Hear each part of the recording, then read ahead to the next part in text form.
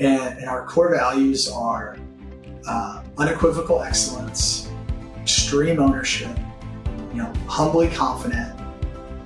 And then the last two are a little more straightforward. It's just do good and have fun. And it's really about unequivocal excellence, like being the best, but getting better every day. Welcome to Streams to Impact, brought to you by Steve Tucker Capital. I'm your host, Dr. Allen. There comes a moment in every high achiever's life when success feels less like freedom and more like a cage, where every bonus, every raise, every hour of mastery seems to feed the IRS more than it feeds your dreams. But there's another way, a path the ultra-wealthy have quietly taken for decades, where money works as hard for them as you work to earn yours. It's time you rode into the open range, where your wealth runs free, your taxes shrink, and your purpose expands. Beyond the paycheck is the Financial Clarity Compass, an instructional masterclass by Dr. Allen, psychology professor and investment counselor. This private educational experience is our gift to you. To claim your gift, go to www.go.stevetucker.com/beyond-paycheck. Now take a deep breath and let's go into today's conversation. Before we do that, just a brief disclaimer. All information shared on Streams to Impact is for educational purposes only. It is not to be construed as investment, financial, legal, or tax advice. All investments occur risk. You should not invest if you're not prepared to lose 100% of your investment. And you are always encouraged to consult your legal, accounting, and tax advisors before making an investment. What do you get when a corporate high flyer who became the youngest director at his firm decides that time with his family is worth more than that title and money? Well, you get Kent Ritter. Kent is a former management consultant and startup founder turned full-time multifamily real estate investor, operator, and educator. He hosts the Ritter on Real Estate podcast, teaches others to invest like a pro, and he has scaled his business to over 1,000 units. Today, he is here on Streams to Impact to share the actionable strategies he used to scale his portfolio and why his mission is to help you achieve financial and time freedom.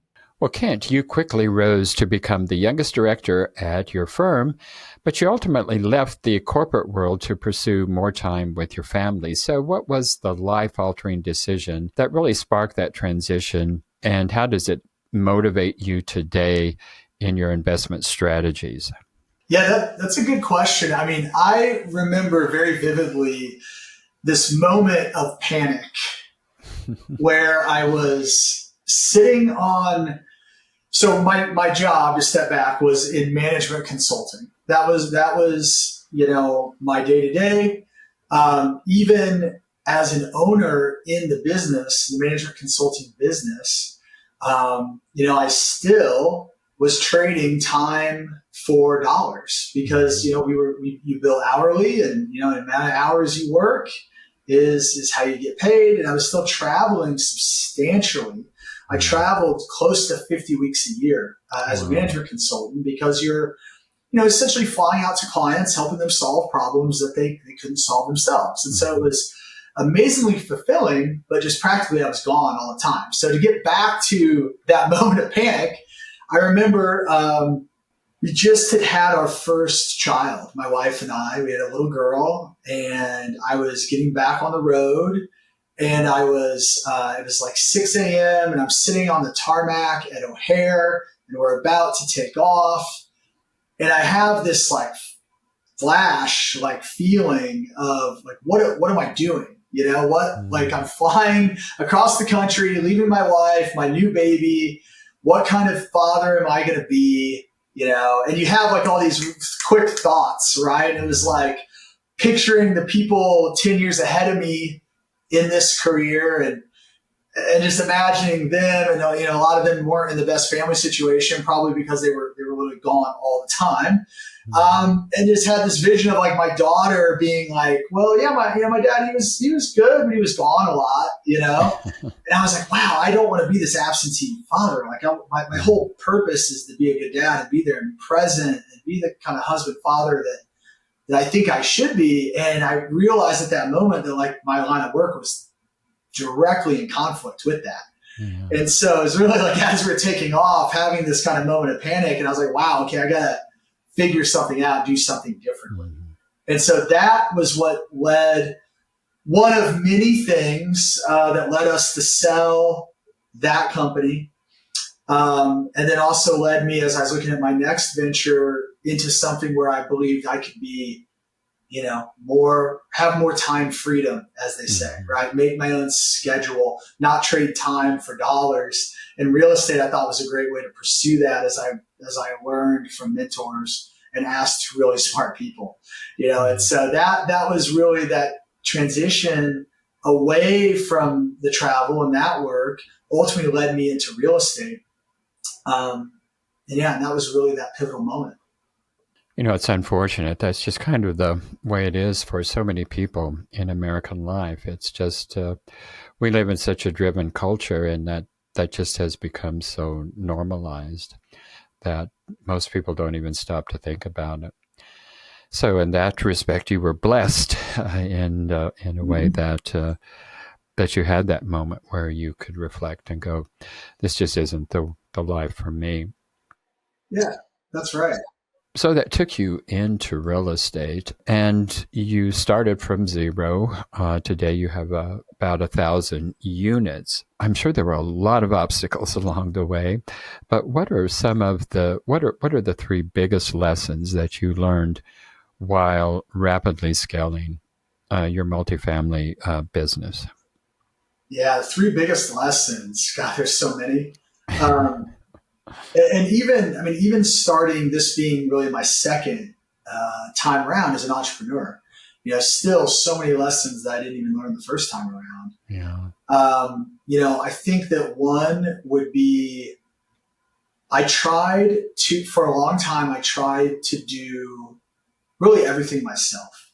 And I tried to hire employees, where I needed, but I tried to really keep everything to myself. And that was because, I've been in many partnerships in my life and in my career. I've been in some fantastic partnerships, and I've been in some really bad partnerships. And I felt like, when I thought about it, is, do I want to really have to grow this and really rely on other people, and have to hope I get lucky on a good partnership? I felt that it was better to keep it smaller and own more of it, right? And really be able to maintain control, and felt I could, still have the comfortable life and means that I wanted in doing that. But what I discovered was that was just not the right way to think about it. That really was a limiting mindset. And really where we started growing exponentially was when, I did bring a partner in who we very much have different but complementary skill sets. That's what's critical. That allowed me to have tremendous bandwidth and tremendous growth, allowed me to focus more in areas where I was great, and allowed him to focus in areas where he was great. And then from there, really from that partnership, building out a really strong core team.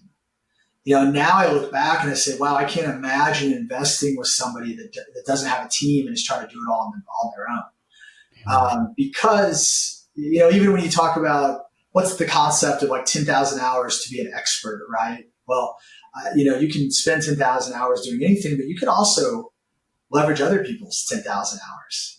So now we have people on the team, like our head of property management, who's been in property management for over 30 years. She's an absolute expert. She has folks reporting to her that have been in property management for just as long. And so when you think about the cumulative hours of knowledge that we've now amassed, whether it's in marketing, it's in property management, it's on the legal side, equity raising, all of those things, the combined team is so much stronger. And that was really a fantastic lesson for me on, the strength that you can build by bringing experts together, rather than, trying to do it all yourself. And so I think we are a much more stable, safer, and better company now that we have a really strong team around me. So that was a huge lesson. Huge lesson. You said top three. So another one I would say would be, I think that you've got to make sure that you're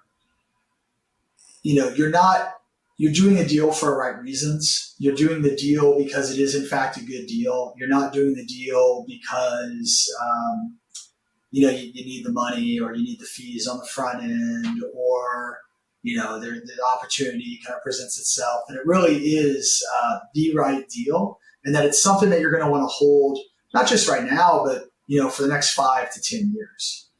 And I think having that long-term mindset was something that was really kind of taught to me by some mentors that I had early on. And because of that, I think even in these kind of crazy years of 2019, 20, 21, where prices were only going up and cap rates were coming down, I avoided going after some shiny objects that I'm very grateful I didn't, because of how I would imagine they're performing now.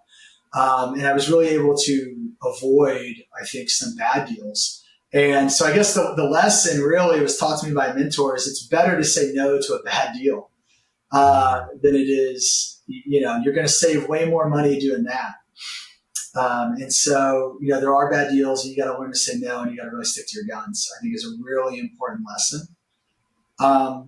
The last one really has to do, it's near and dear to my heart, to just bring our property management company in-house. You have to start with third-party management. It's really difficult to have the scale to cover the overhead of software and great people to be able to start management right off the bat on your own. But you also have to recognize that no third-party manager is ever going to run it as well as you will, because they're never going to care as much as you do. And because they have a profit interest in and of themselves, right? They need to make their own margin. They're worried about that before they are making sure your property is performing as best it can for your investors. And so, while I think it's a necessary evil, I would say, it's something that you have to just understand. And then as soon as you can, I think you bring it in-house.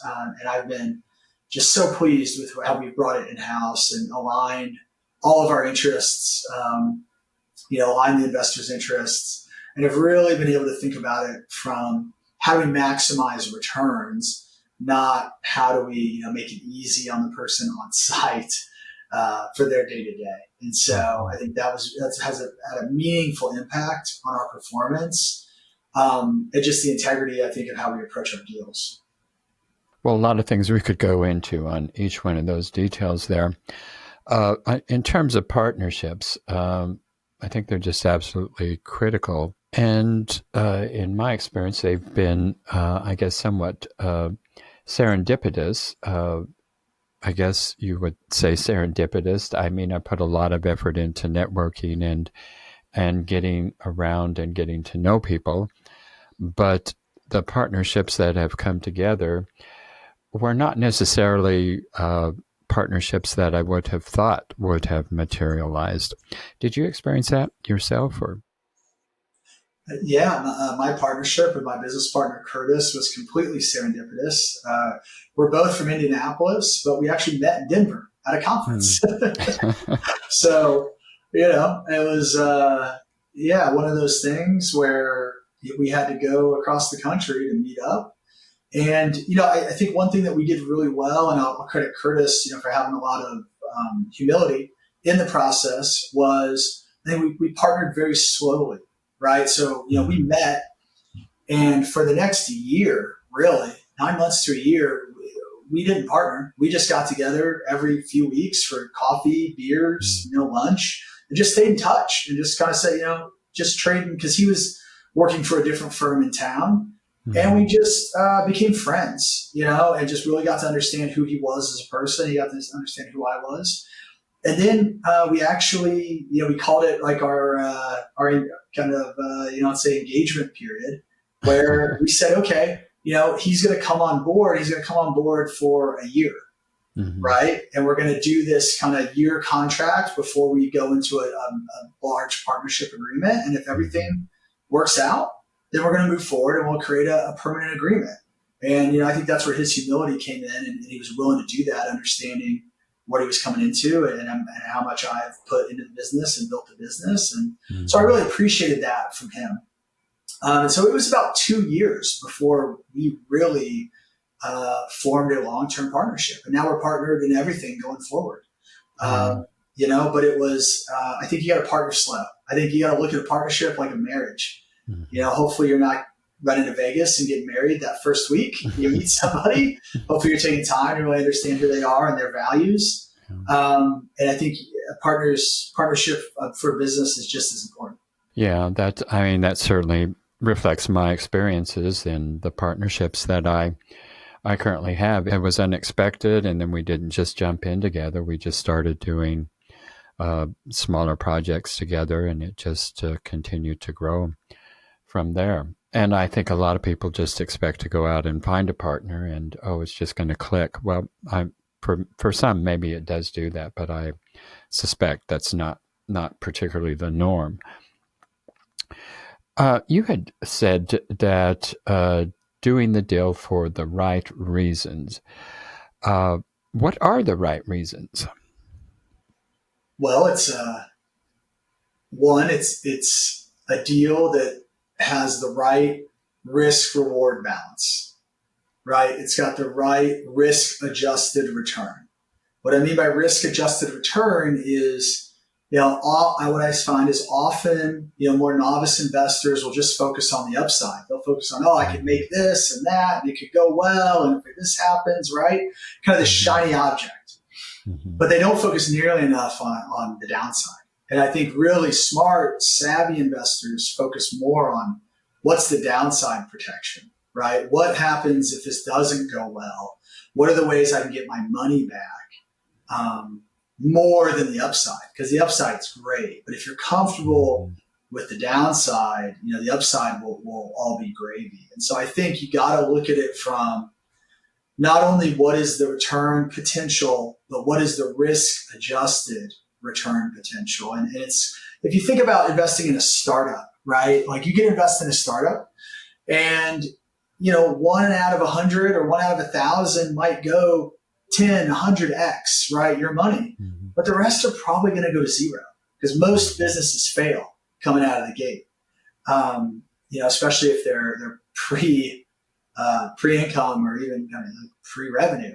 And so that's a different risk return profile, right? You may hit an absolute grand slam, hit it to the moon, but most likely you're going to lose all your money. You got to understand what you're doing. But that's not the game that we play in real estate, especially on the multifamily side. Ours is very much a high probability that you're going to get the return that we say you're going to get. And I tell people, I'm not trying to hit home runs. We're trying to hit singles and doubles and keep going around the bases. And that's how you win a baseball game. And so it's really about having that kind of moderate to low risk with an outsized return potential because of the ways that we're running the deal and because of, the ability that, multifamily specifically has to generate great returns and appreciation and tax savings and all those good things. I think that's the sweet spot. But yeah, that's what makes a good deal. It's risk adjusted return, and risk can be defined as what's the likelihood you're actually going to get that return at the end of the day. Yeah, I think that's a very good point. And I think that the reason that so many people are in over their heads over the last year and a half is because they only looked at the upside and they really didn't account for that risk adjusted return. And I don't know, there may be seasoned operators who are in trouble, but I suspect mostly that it's probably operators who just really didn't have a background to really foresee that, these cap rates aren't going to continue going down. The interest rates are not going to stay where they're at eternally. And they adjusted the risk. Yeah. I mean, real estate is a good investment, right? Real estate is one of the oldest investments. It's been around for thousands of years. It's made more millionaires than any other type of investment. It's not that real estate is a bad investment, but there are cycles, and a lot of people came in when everything had only ever gone up. from the great financial crisis. And it's really easy to make money when your multiple is constantly expanding, right? Like Yeah. when you're, it's almost impossible to lose money in that situation. You don't have to be a good operator. You just have to hold it and then flip it. And that's a lot of what was happening. Yeah. Right. And so that's where we really try to differentiate ourselves. We didn't run to the Phoenix or the Austins of the world. We stayed in the Midwest because we knew that it was steady. We knew it was steady growth. And we focused on owning in our backyard. And then we focused on bringing property management in early to even have more control. And so it's really about creating solid, again, singles and doubles, not home runs, but doing it in a safe market, doing it in the Midwest where you don't have these cyclical swings. Yeah. And so, we weren't the belle of the ball 5-6 years ago, right? Everybody say, oh, why aren't you in Dallas? Why aren't you doing this? But now we are, is the interesting thing. I mean, now there's money coming into Indianapolis where I live from the coasts that would have, hearing from a broker friend of mine here in town, he said, people are calling me now that would have never called me back 3 years ago. Yeah, there certainly are cycles. Well, talk to us about this aspect of taking property management in-house. You said that that's not something you're going to be able to do up front. And even when you made that move, I am sure it was a pretty complex endeavor to bring that property management in-house. It's such a tight margin business in the first place, and then doing it within your own organization, it had to be complicated and challenging. So talk to us about that process. Well, it's really, property management is a people business, right? At the end of the day, it's very labor heavy. You've got to have a lot of first of all, hire great people, right? Because they are the people more than anything else in your investment that will make or break it. Make or break how a property performs are the people on site, interacting with your clients, right? Who are the residents every day. And so it's important first to hire great people. And so, and then from that, you've got to have good systems, right? And good technology. There's a lot you can do today with technology to create a ton of leverage that does allow you to reduce costs. And then you've got to understand, how are you holding everyone accountable? How are you tracking your reporting? How are you driving the culture of the organization, and how are you setting your core values, and how are you really instilling that into kind of the lifeblood of the organization? I believe that's extremely important.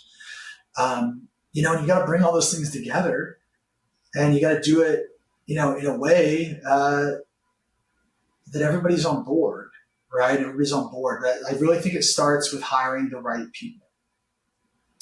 And so we went through a very exhaustive hiring process, and we scaled up, and we hired about 20 people.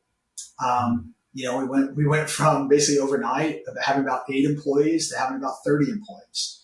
Wow. And we did that through, I think, a pretty unique process. One thing that I think we've done extremely well is we've gotten really clear on our core values. What they are and what they mean, down to not even just saying, okay, this is the value, but what are the 3 bullets that really explain that value to really drive it home? And our core values are unequivocal excellence, extreme ownership, humbly confident. And then the last 2 are a little more straightforward. It's just do good and have fun, and it's really about unequivocal excellence, like being the best, but getting better every day, right? Extreme ownership is being accountable when things go wrong, being accountable for yourself, and also being accountable for the team, right? The performance of the entire team. We're all in this together. It's like a football team or a basketball team. One person could have an all-star game, but the team loses. Who cares, right? Humbly confident is just like, we know we're in a big ego business in real estate, right? But we're not going to be that way. We're going to be humble, and we're going to be grateful, but we're also going to be confident. We're going to set big goals, and we're going to go after them. And so, that's really going to set the attitude of our culture. Mhm. And then, you got to do good. You got to do good. You got to just in life, do good is about doing the right thing, even when nobody's looking, having integrity Mhm. with how you operate. Then have fun is just like, you call it the no Eeyore rule or whatever you want to call it. It's like we all spend so much time together in our jobs, more than with your family in many ways. And so it's, Mhm. you got to enjoy it. You got to enjoy it. You got to enjoy the journey. We need people that will enjoy the journey, can understand that and can be grateful. And so those are our values. The reason I say that is because we got really clear on them and we really take those through the organization. And so even in our hiring process, before even doing a formal interview, we would have so what we would do is we'd have somebody send a 3 to 6 minute video about themselves. We took that from the Savannah Bananas as part of their hiring process. And I love that. I heard a guy on a podcast that took that because you get to really see somebody. And can they figure out how to send you a video? Will they figure out how to send you a video? Do they want to take the effort, right? The amount of people that just won't will clear out a lot of people. And then the first interview is just a half hour just on our core values. Here's what our core values are, and we live and die by them. And so if you're not on board with them, you shouldn't be here, right? And just being really clear about that. And you see people's faces either light up or you see people kind of glaze over. And right there if they're, meant to be a part of the team. And that cleared out like 80% of people before we even got to a true interview process. And so I thought that was a fantastic way. And we've had really good success. We've had really good success with the people we brought in, even though we brought in so many. So I think that was just, as it starts with people, that's a critical piece for any business. Being really clear on who you are, reflected in your values, and then hire, fire, reprimand, and reward based off of those. Well, thank you for taking us through that. People do certainly make a difference in partnerships. And then if we're going to hire people, it is the people that make or break a business. And it seems to me like some of the very, very successful people in our culture who have made lots and lots of money seem to have forgotten that. They get to a point where they look at employees as just from the expense side of the coin and do everything they can to reduce their wages and put cameras all over the place to track them and make life miserable for them. So how do you stay out of that mode? Well, I just think that's just not a part of what our business is or who we are. It's I think our goal is to empower people. One, hire great people that we don't have to micromanage. I think to me, if I discover there's somebody that I have to micromanage, that's just a person that's not meant to be a part of our business.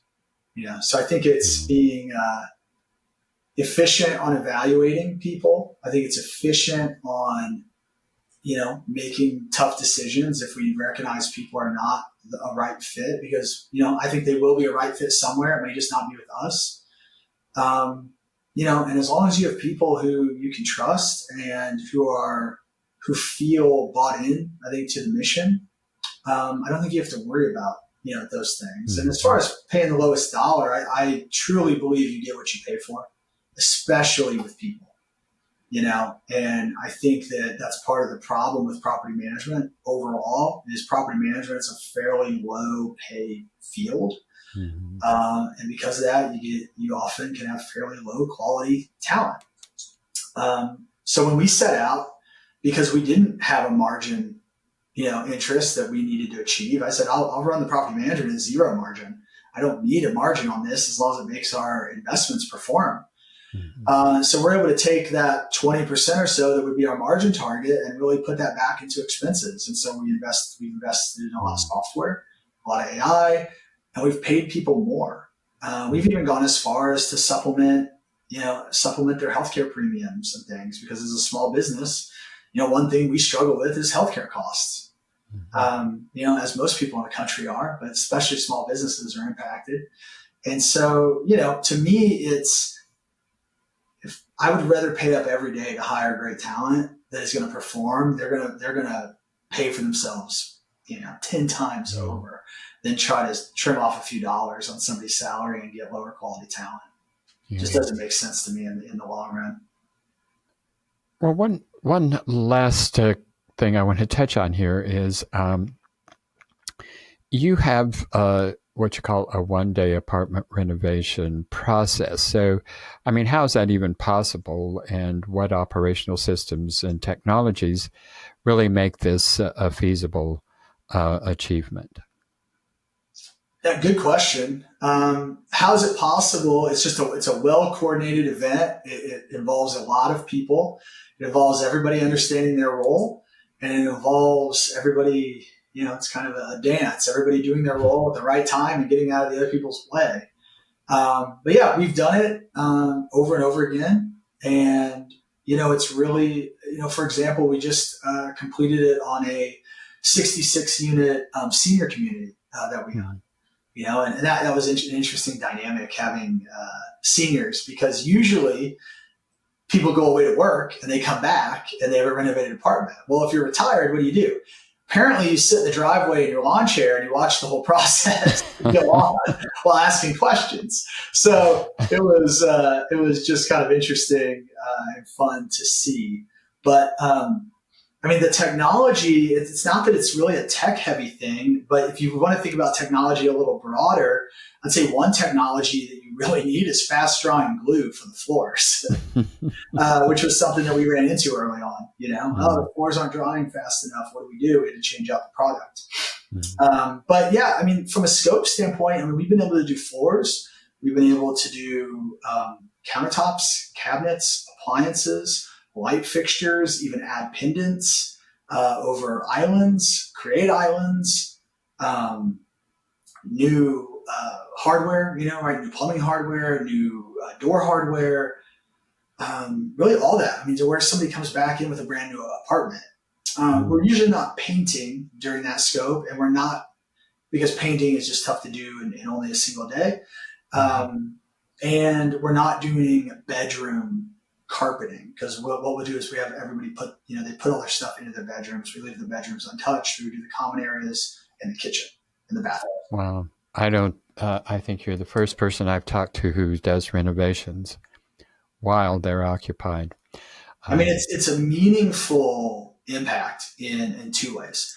One is, you can save money from just bulk buying, right? Doing everything all at once, you're not having multiple mobilizations for the contractors, right? They're there, they're staying there, and they're just cranking these units out.